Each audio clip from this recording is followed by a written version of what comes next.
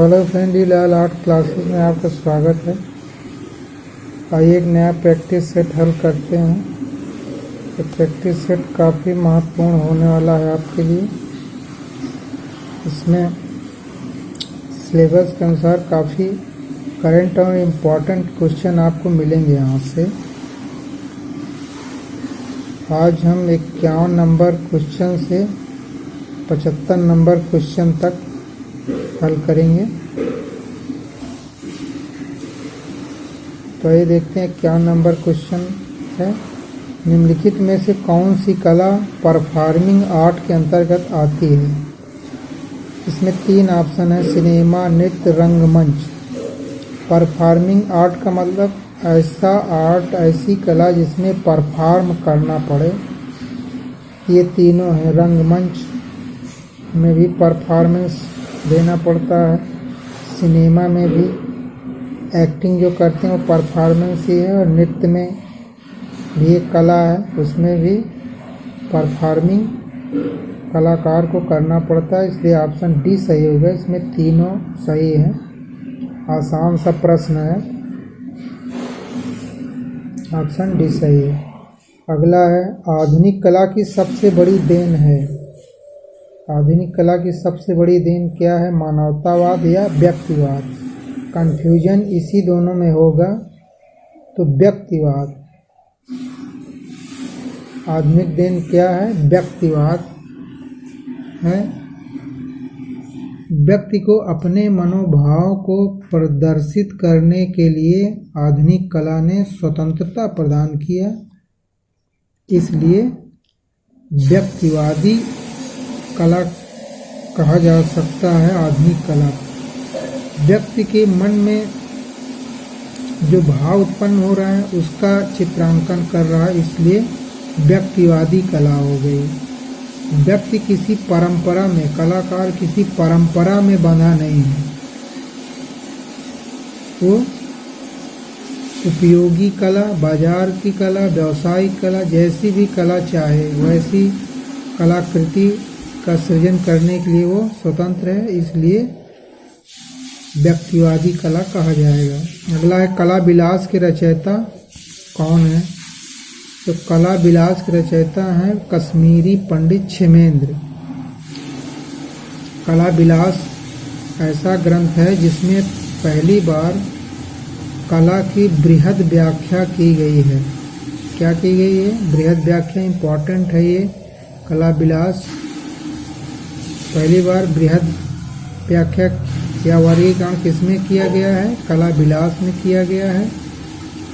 और इसमें पहली बार पुरुषार्थों से संबंधित, चारों पुरुषार्थों से संबंधित 32 कलाओं की चर्चा की गई है, जिसमें धर्म, अर्थ, काम और मोक्ष 4 पुरुषार्थ जो हैं। तो कला का संबंध किससे जोड़ा गया है? धर्म, अर्थ, काम, मोक्ष में काम से जोड़ा गया है।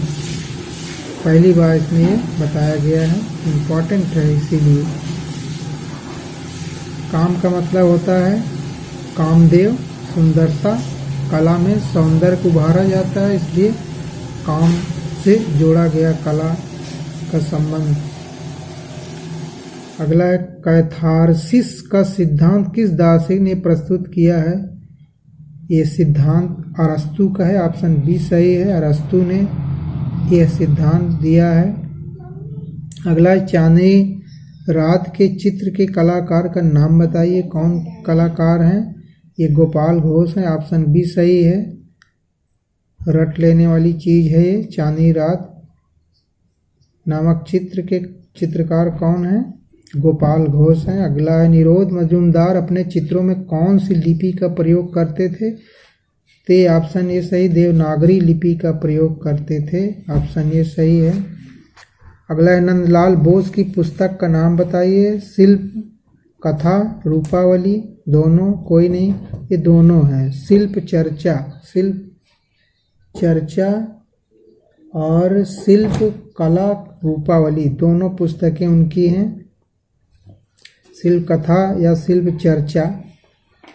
इम्पोर्टेंट है, दोनों पुस्तकें उनकी हैं। नंदलाल बोस आधुनिक चित्रकारों में इम्पोर्टेंट हैं, काफ़ी प्रश्न इनसे बनते हैं। जैसे नंदलाल बोस ने ये दो पुस्तकें लिखी है, फैजपुर और हरिपुरा। जो कांग्रेस अधिवेशन हुआ था उसमें भी उनके कलाकृति को देखा जा सकता है। जैसे फैजपुर में क्या किया था, मंच सज्जा किया था उन्होंने, और हरिपुरा कांग्रेस अधिवेशन में वहाँ का पोस्टर बनाया था। और क्या किया था, संविधान की पांडुलिपि का चित्रण भी इन्होंने किया है। दांडी मार्च जो गांधी जी ने किया था उसका चित्र इन्होंने बनाया है। और कारु संघ की स्थापना विश्व भारती कला भवन में किया था ताकि चित्रकार अपनी आजीविका चलाने के लिए अपने मनपसंद चित्र बना सकें। इसीलिए कारु संघ की स्थापना नंदलाल बोस ने किया था। तो हमने कई चीज़ें नंदलाल बोस के बारे में आपको बताई, ये सब महत्वपूर्ण है। अगला है, अवनींद्रनाथ के चित्र भारत माता और संध्या दीप किस तकनीक में बनाए गए हैं। ये जापानी वाश पद्धति में बनाए गए हैं। ये पहला चित्र जो है, ये दोनों हैं, भारत माता और संध्या दीप। भारत माता 1905 में बनाया गया था और ये दोनों चित्र सबसे पहले बनाए गए किसमें, वाश पद्धति में, जो बंगाल शैली की देन है वाश पद्धति। उसमें दोनों पहले प्रथम दो चित्र यही बनाए गए थे। उसके बाद गणेश जन्नी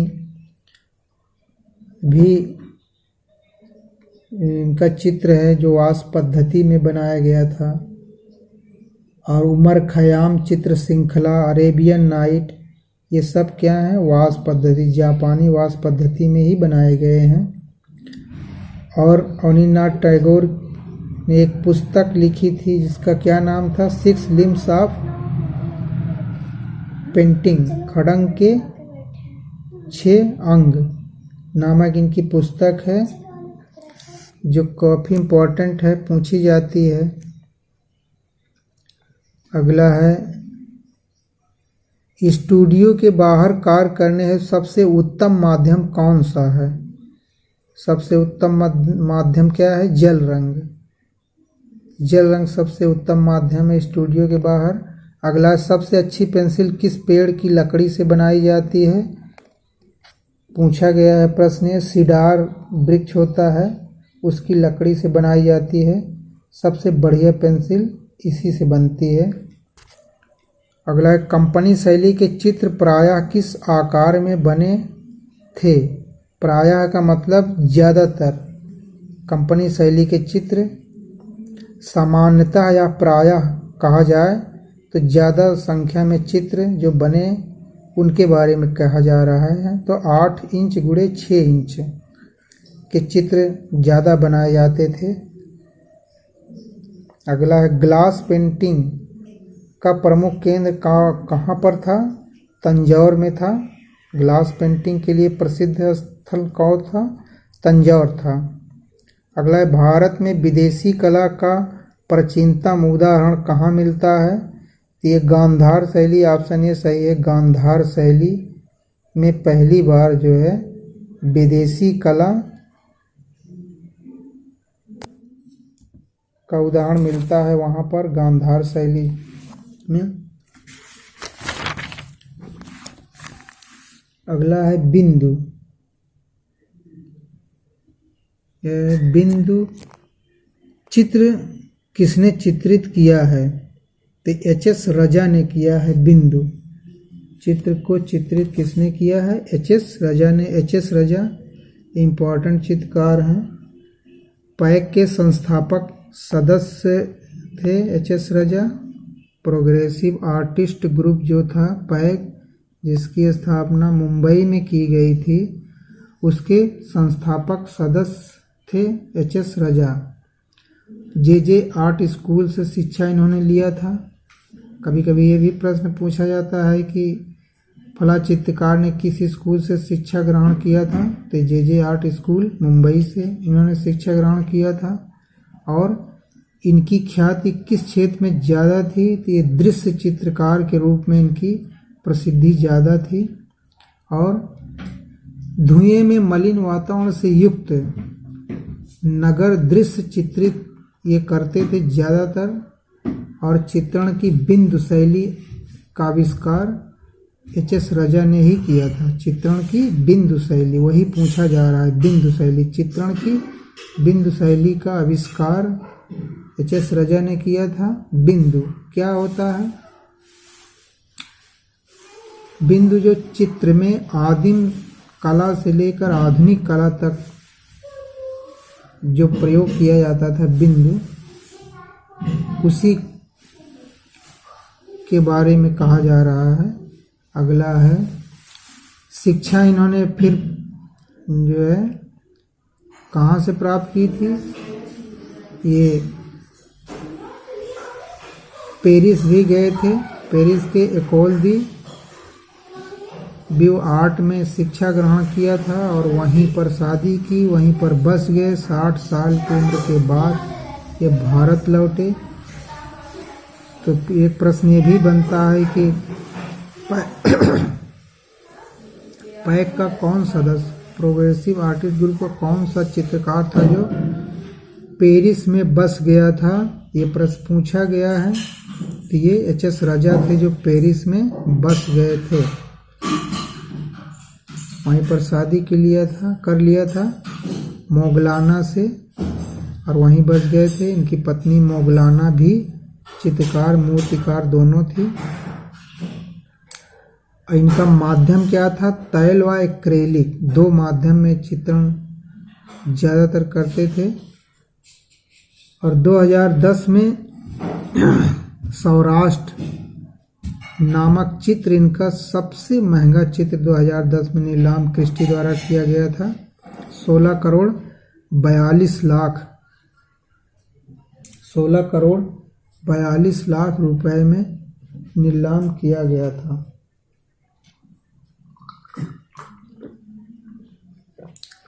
कौन चित्र? सौराष्ट्र।